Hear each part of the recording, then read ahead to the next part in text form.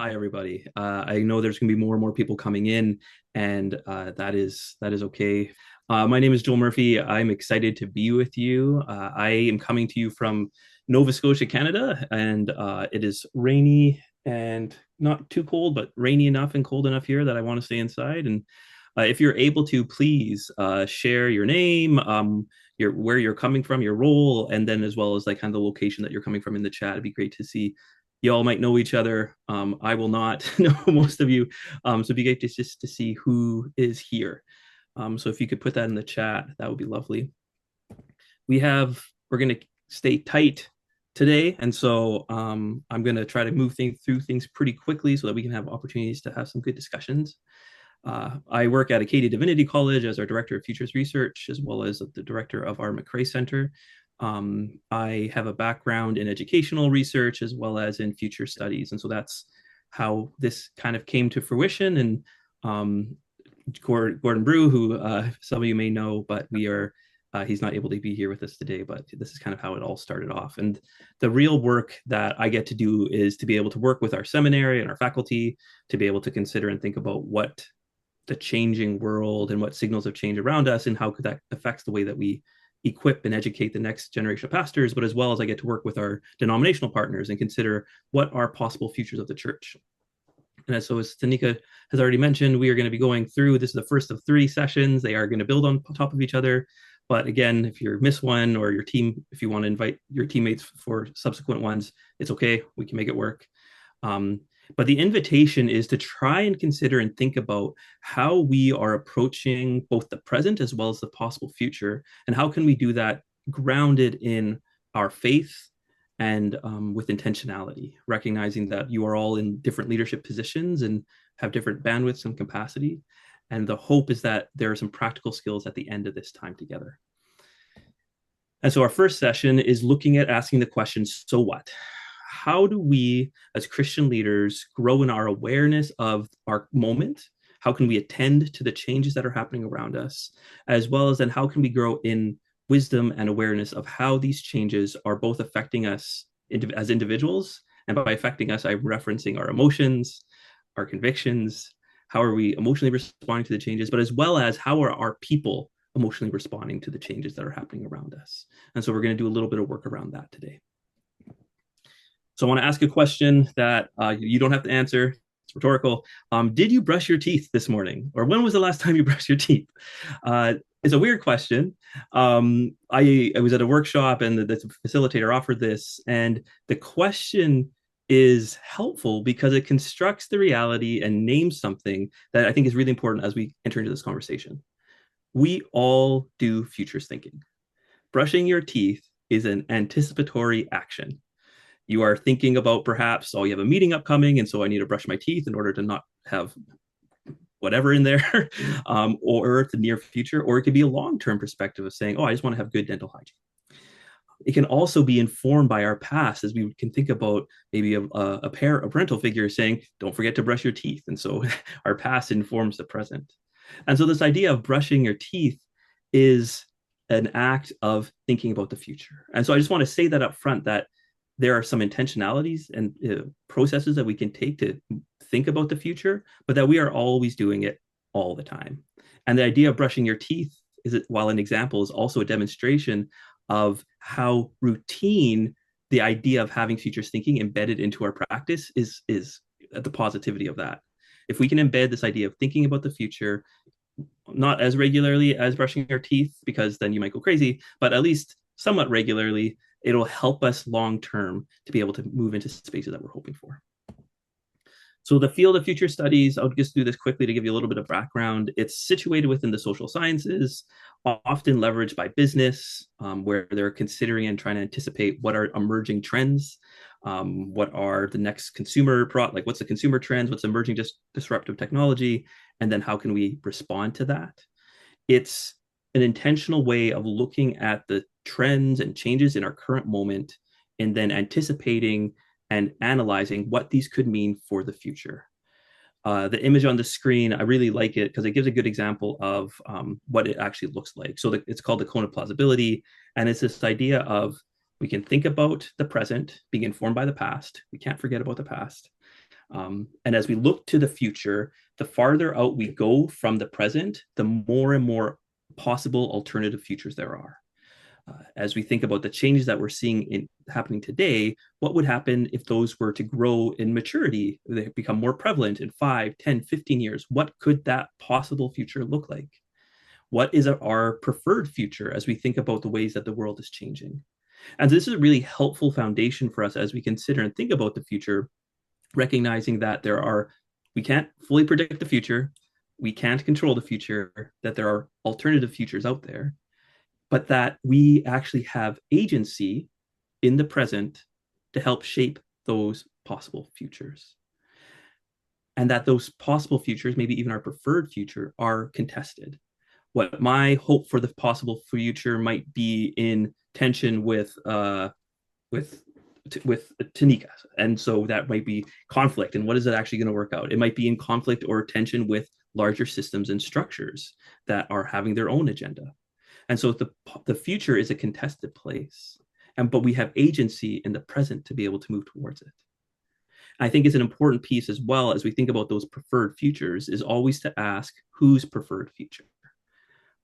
When we are in a room of people talking about the future, we bring ourselves, the good, the bad, and the ugly, and our worldviews and our experiences. That is going to inform how we see the future. And so we need to be consistently asking whose voice is present and whose isn't. Because there are people and populations who have historically and presently, their agency to move towards their preferred future has been limited. And so recognizing that and reconciling with that, and at sometimes repenting of that, is a vital part as we think about moving into what the future could be and what ultimately Jesus is inviting us into. I show this quickly. I want to be aware of time. Now I'm just getting excited. This is, I think, a really fun example and demonstration as we think about possible futures. This was a commission by in the year 1900 of a French artist in Paris. And the commissioning was develop images of the year 2000. So 1900 so 100 years in the future. And this is what the artist came up with. Top left-hand corner, the barbershop of the future, terrifying. I would not want to go to that place with robots cutting my hair. Bottom right-hand corner, you will see firefighters with wings, interesting future. The top right-hand corner is an interesting for all you educators out there. I think it's a social commentary on what education is. You'll see the teacher putting books into the machine and then the students turning in. It's almost like a matrix style where then it's being plugged in and pushed into people's brains. Like, I know Kung Fu. Interesting perspective of the future. But the bottom left-hand corner, it's actually not that bad. If you think about this was drawn by someone in the year 1900, while our tractors aren't on pulley systems and electrical wires, it's not too far off. We have robots, we have buttons that we push, we have levers that we pull to be able to engage in our agricultural work. And so I show this just to say that we can never fully know the future. One of my grad students, he was very frustrated with this. He's like, well, what's the point? The world changes. Something like COVID will happen. And then what happens? Then what do we do? This is true. But it's the idea of if we bring ourselves and we're intentional and we're discerning and thoughtful, then we can get interesting images of the future, which then can allow us to be able to choose how we respond in the present, recognizing that that possible future might actually never happen. But what if it did? It allows us, futures thinking allows us to be able to ask potentially the big questions before they are the big questions. So thinking about this from a Christian perspective, as followers of Christ, our perspective of the future is informed by Jesus, I would assume. And the idea of Jesus and of that big futures, we already have an image of what that final future could be. The return of Jesus is where we are looking. And so we are already a future-oriented people as we anticipate Jesus's return. Even faith itself is a future-oriented activity where we hold a truth, we believe in a truth, and we are believing that that truth is today as well as in the future. And that's from Pannenberg, if you're a theologian. This idea, so as we think about engaging in futures thinking as Christian leaders, we are approaching it slightly different than the business world. We are not, I hope, I assume, trying to engage the future so that we can make more money and amalgamate and can have more authority and control over things. We are doing so because we believe that the kingdom of God is something worth sharing about, worth engaging with, and that is what the invitation is. And so we have situated our approach as we think about the future within a practical theological perspective. And I say this up front just so you know I'm not a complete heretic. um, I think that there is value in the ways that we have approached this. And over the past 3 or so years that I've been engaged specifically within our Divinity College around this, I've grown an appreciation of view that this is almost like it's a spiritual discipline. It begins to become a spiritual practice for me as I think about and consider what is the future, and then how can I be faithful in what God is calling me into in the present so that I can move into that future. And so as we think about this from a Christian perspective, we acknowledge that big final future. We acknowledge that we have agency and that we've been equipped by the Holy Spirit, and that yes, ultimately God can intervene however he so chooses, but that we are called to be faithful. In scripture, I think we can validate this, seeing you see multiple places talking about the idea of growing in wisdom and discernment of the times, the men of Iscariot. You can also then consider and think about the constant language of being watchful and staying engaged. The spies from Moses going into the land to look and see, and then they come back and report.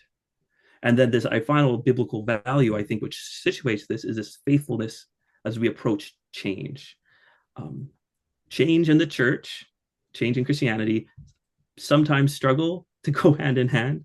But that's because we are a historically and ancient rooted system or structure.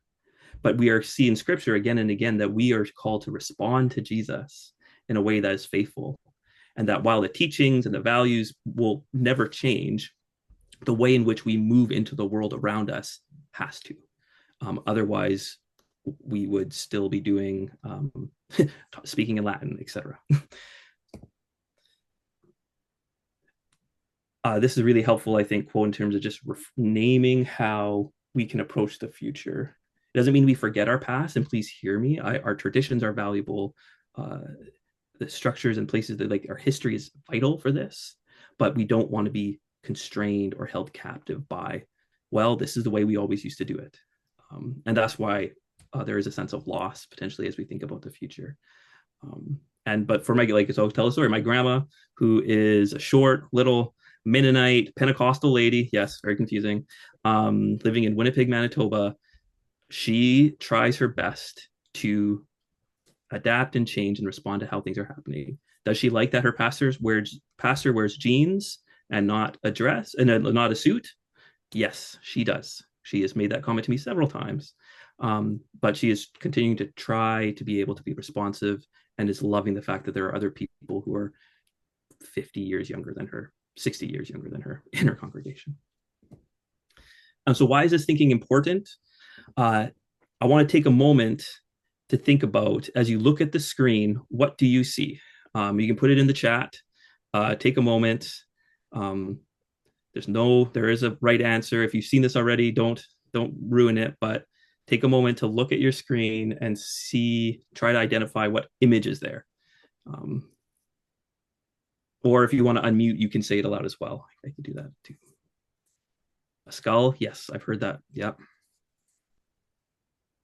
Seeing a few nods. Anything else that people see? It's not going to like give insight to your character or anything like that. Don't worry. I'm not a psychologist, not a Rorschach, whatever those things are. All right.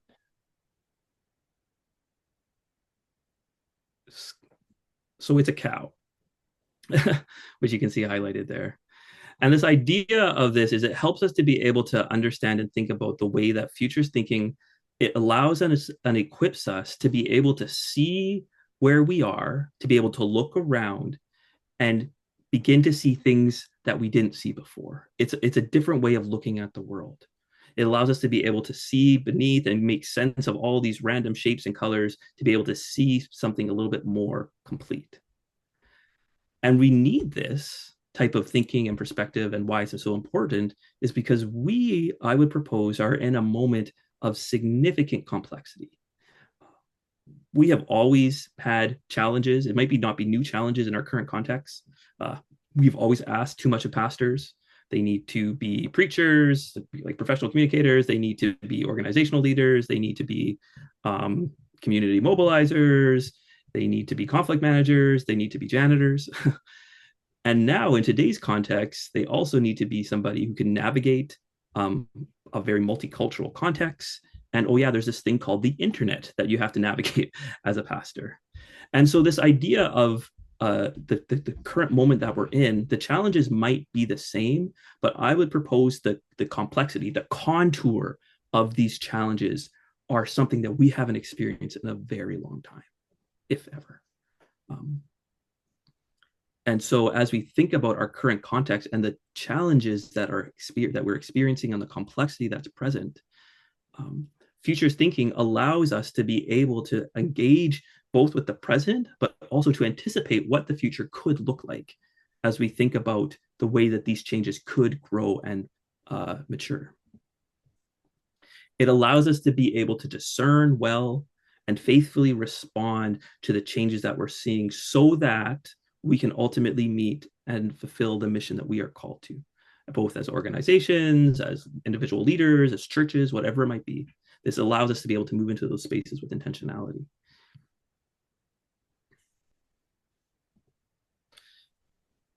So the idea of this next part is we're going to do an activity with us all. And so I'm going to stop sharing my screen and I'm going to put a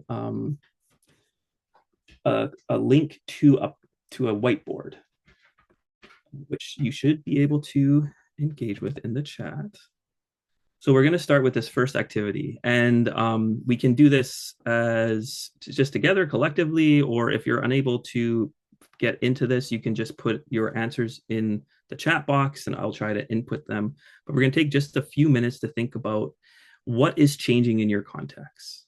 So this idea of change could be related to trends or disruptions that you are noticing, and it could be in your ministry context or it could be outside. And so I gave a few examples to try and expand what it could look like. We want to think about the changes that are happening. And then what we're going to do is, in order to do that, just as a how to do it, you click on this little thing, you got to pull out one of these lovely pieces, and then you can put in. So one of the things I was even just talking about this morning is the change that I'm seeing in church are less pastors. We are seeing this across. It's definitely true in Canada, and I'm assuming it's probably true down wherever it is that we're having less people are studying full time or studying for vocational ministry through pursuit of MDivs. And so this is a change that we are seeing. And so the idea is that you can put in as many changes as you want. Even now, you can start clicking and filling it out. And then the opportunity is to think about what are examples of this if there is a necessary piece for that. So then less pastors, an example of this is, like I said, or the evidence of this is less people in MDiv, Master of Divinity programs. Not at Acadia Divinity College, but we are noticing this in other places. And so the idea of this is this equips us and allows us to begin to think and map our current environment and the changes we are seeing. So does that make sense? Pink are changes, so it can be anything and everything that you think of, the good, the bad, or the ugly, but changes that we're seeing. And then you can, if able, write an example. And you can write examples if, let's say, somebody else puts a change that you've noticed, you can put other examples of changes to that one as well, if you're particularly excited about it. So yeah, I see people happening. This is great.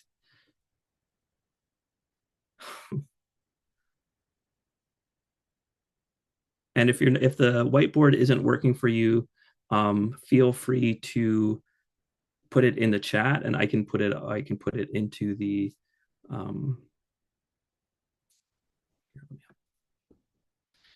I can put it into the onto the board itself.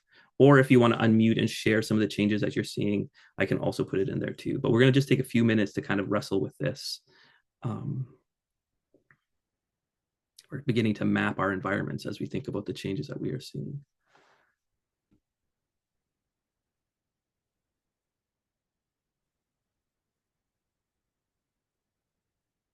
Hmm. Hmm.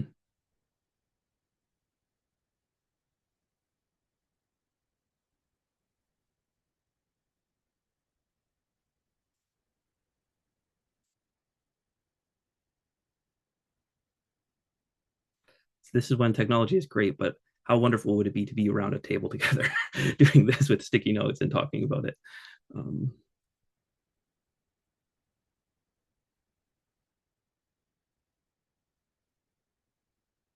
mm.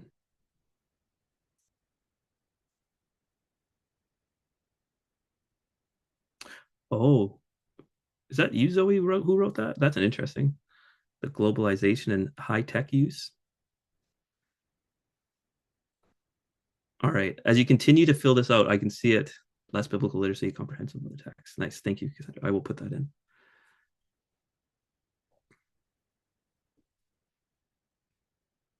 We're beginning to map out the changes that we're seeing.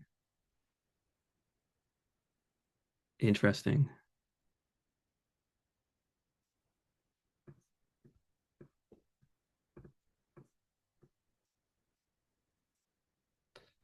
And as you continue to reflect and think about this, uh, I'm going to zoom out. If you go to your right of that little block, there is something that I'm going to, if you feel like, oh, I put down all the changes I'm interested in, the next invitation in this space is to think about, as you look at the changes. Well, actually, maybe we'll keep on going there, but we're going to take in a moment. We're going to move to this idea of considering how these changes are, what emotions they're evoking in us.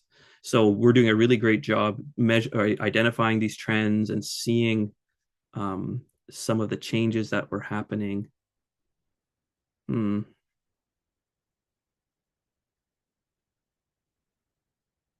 Ooh, nice one. Attention economy. I very much agree. Whoever wrote the competition for attention, I'm not sure who you were. Would you be willing to unmute just for a second and describe what you meant by that? Not to put you on the spot, but a little bit. Oh, I'm on social media. I post for work on social media, and the goal is to try to get their attention within the first 3 seconds. And so it's just greatly diminished, and you can't have a reel over 30 seconds to a minute is the sweet spot. And after that, people scroll. And so there's a fight for attention and clicks. Mm, thank Yeah. you. Thanks. Mhm. I think that is, if I could, that's one of the things that I think we need to be thinking a lot more about, and the long term implications of that. Like I think that's it has like yeah. Yes, that's thank you. Too few leaders understand how people learn from generation to generation. Oh, thank you, Reverend Cassandra. Could you maybe explain a little bit about what you mean by that, just to help us to unpack that a little bit, please?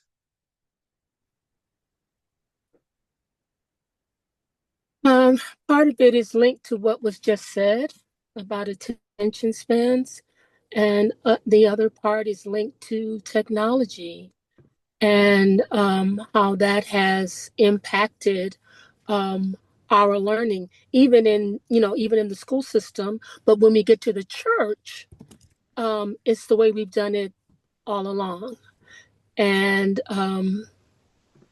a wall begins to build. Hmm. Hmm. Thank you. Yes, the as we think about and it's connected to the attention, like you said, the way that we're learning is changing, which is, I think, a really, as we think, and that has direct implications for us as leaders, as Christian leaders, as we think about formation, discipleship. And I also, as a seminary professor, I agree with you about people going in for MDivs. Um, that has been the trend for the past 30 years now. Mm-hmm. And people are not wanting to. And most of my students working on master's and doctorate degrees, they do not want to be pastors. They are not in school for pastoring at all. Wow, Yeah. So, very interesting. and Yeah. that's global. That's global Yes. also. Yeah. Absolutely. Yeah. ATS has great data around that, and I have lots of thoughts about that, but that's fine. Thank you. So as we think about, so this is, I'm thoroughly enjoying this. You can tell that um, I enjoy when I get people. I work a lot alone, just to put it out there. So the ability to do this type of work with people is so much fun, because A, it's affirming, but also, man, I get to learn as we go through it too. But I think these are really helpful and important pieces that we're identifying. Um, And so as we look at this, you can continue to add to the changes as well as some of the examples that you're seeing. I would invite you also just to take a moment to reflect on, as you read that table, as you see what's happening, as you kind of reflect on what people have already been saying, what is what surfaces for you in terms of emotions. So for all you feelers out there, this should be pretty easy. For those thinkers, pragmatic humans, this is important. I'm married to a counselor, so I can't get away from it. But when you read these and you look over these lists of changes, or as you even think about your own experience in your current context and you think about the changes that you're navigating, what are the emotions that come to the center? And so you can see that that is right here, and you can click on it, and it's a green one. And the idea of this is to help us understand, because change is happening, but the ability to be able to engage with it well, a big part of this is to be able to understand how it's influencing us.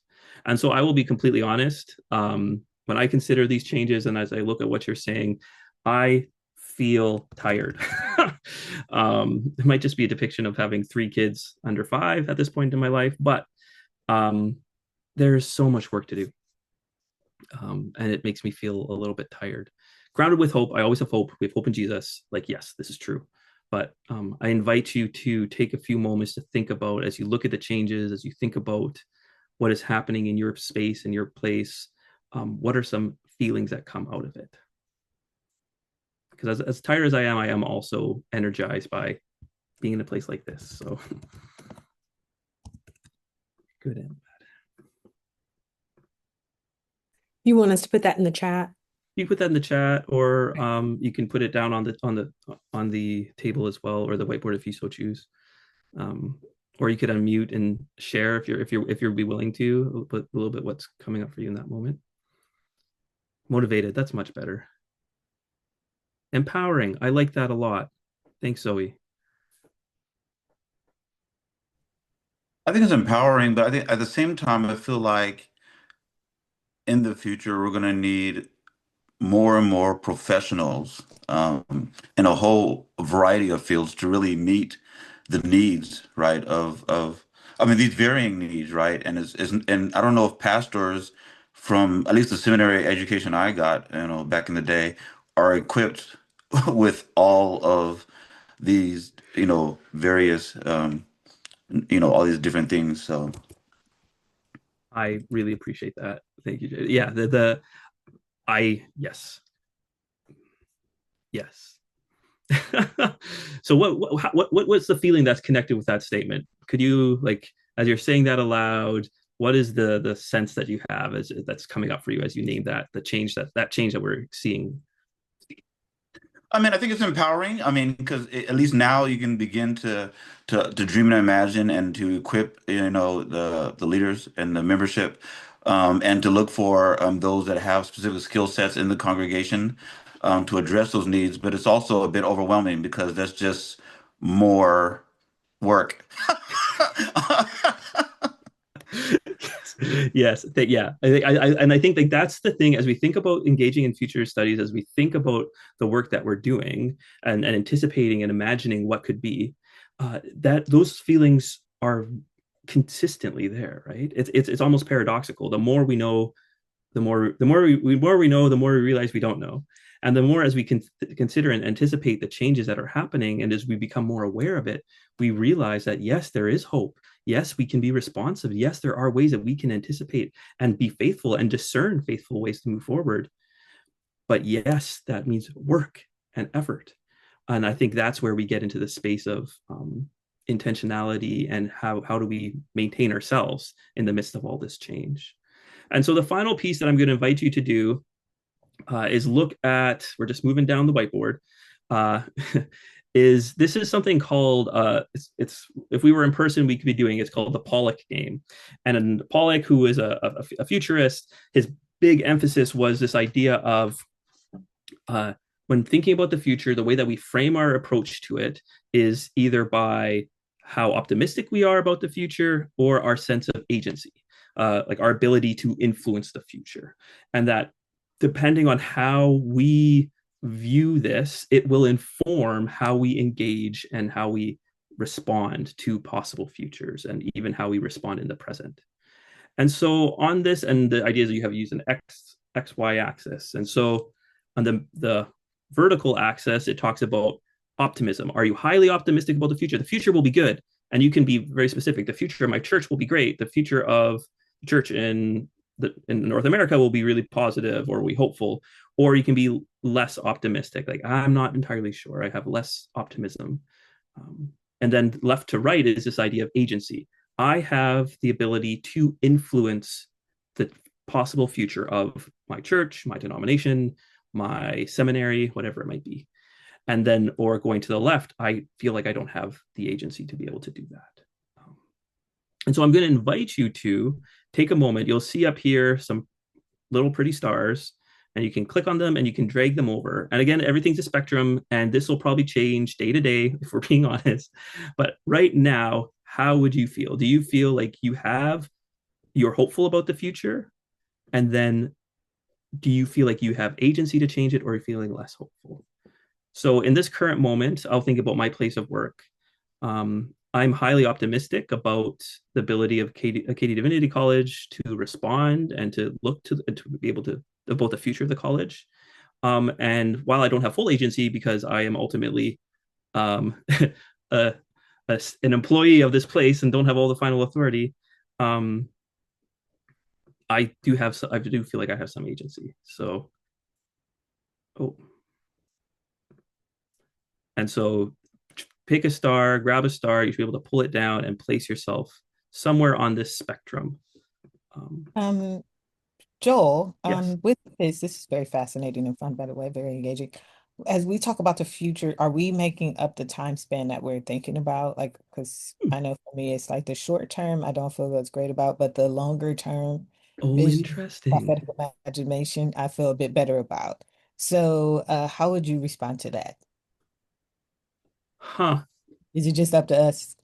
I don't want to complicate things. No. Yeah. Yeah. I think you can choose. You can think about the time frame. Maybe we can do well, let's put a time frame on it. That's always helpful. The next Okay. 5 to 10 years. So you want to put just one star where you are. But what Tanika, I think what you're naming is actually really important. Because you're referencing the fact that when we think about the future, you're demonstrating a sense of optimism. You're not so optimistic about the short term, but long term, maybe I'm more optimistic. And ultimately, as Christians, we have hope, and that's a big piece, and we hold on to that. But I think that's an important thing to recognize, even in ourselves, as we think about, as we plan for, as we anticipate the future. Am I excited about the next 5 years? Maybe not. But am I able to think long term? Because that can offer some sustainability in pieces there. Joel, how much of this, the binaries of the high optimism and the low and high agency, how much of this takes into consideration, like are we considering political futures? Because what's heavy on my heart now is that there are persons who planned for 50 years to undo a thing. We are now, they've gutted the Voting Rights Act of 1965, and Judge Roberts, he worked for that his entire life to undermine it. So I'm just wondering, I also hate binaries, but I hear you. Yes. wondering how does that take into account? I'll use some biblical principalities and like, how does that take into account the hyper politicization that we're in, white body supremacy, this digital colonialism that we're experiencing with AI saturation? I hear you on the hope thing, but I'm more so into what Miguel de la Torre talks about, leaning into hopelessness. I think sometimes faithful people can sound out of touch with reality when we're pushing hope in the midst of so much uproar. It could be so like, I don't know if it's like disingenuous or you're kind of checked out. It can come across as if you're not engaged with what's actually going on. So for me, I'm struggling with putting a pin on any of it because Yeah. there's so much in the air. In the air. I really appreciate that, Scarlett. And I would affirm binaries are never helpful. So yes, especially in this type of thing. And I would acknowledge and actually I think you're framing it where your level of optimism is.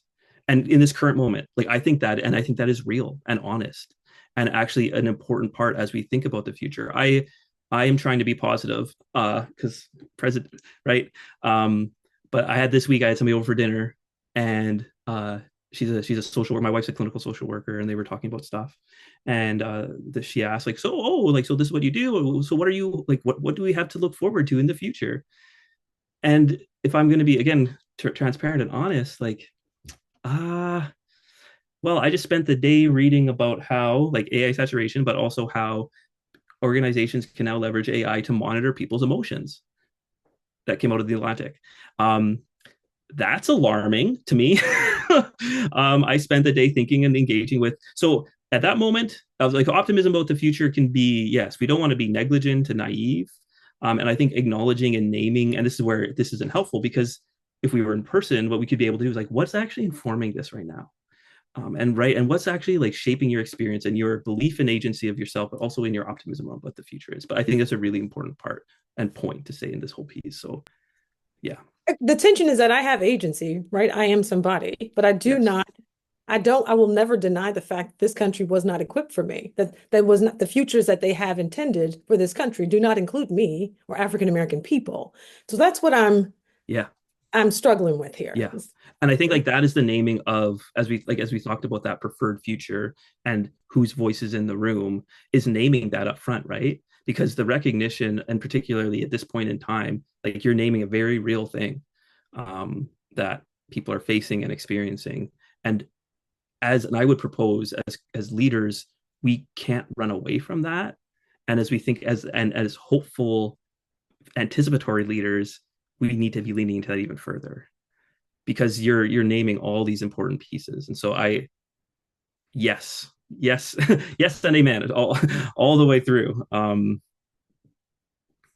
thank you everybody for you can continue to engage in that. I want to be respectful of our time, and so I'm going to just return to this back to my PowerPoint. Yeah, so this is the Pollock game, this idea of thinking about, and I think the implications and considerations of the nuance of this type of conversation is really necessary and needed.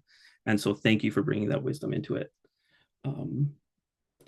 I want to, as we kind of move to conclusion, because 45 is the time frame, so I want to be honoring of that. I want to thank you for engaging with this, and I do hope that A, you're able to come back next time, and B, you're able to bring some more folks, because we're going to continue to move into the space of thinking about not just how can we attend to the changes that we're seeing, how can we not just understand and interpret the implications of these changes for us, but also kind of how can we enter into discernment and imagine what could be next. And I think this is my contact information there, willing to chat. Faithful next steps, because I'm not like a proper academic, but I'm a pseudo academic, and I enjoy reading.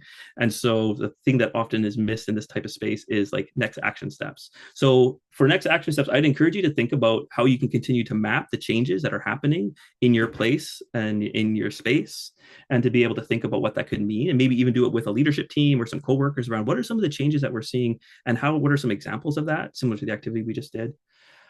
This idea of reflecting on this culture of change, like how do we approach the future? How are we thinking about the future? And you can use the Pollock framework in terms of our optimism and agency, or it can just be about like, are we open to change? Are we hopeful? In later sessions, here's a tease. We will name some of the restraints on change. And I think, Scarlett, some of the things you were naming are very real restraints in terms of moving towards our preferred futures. The fourth one is talking about a futures wheel activity, which is we didn't engage with today because it was tight, but it's a really helpful tool and practical tool to be able to help do some risk assessment. Essentially, that's the purpose of it. If just this change happens, then that could lead to this, and then that change happens, and this could lead to that. So very helpful, and there's lots of resources out there. Or if you want to follow up with me, please, would be willing to do that.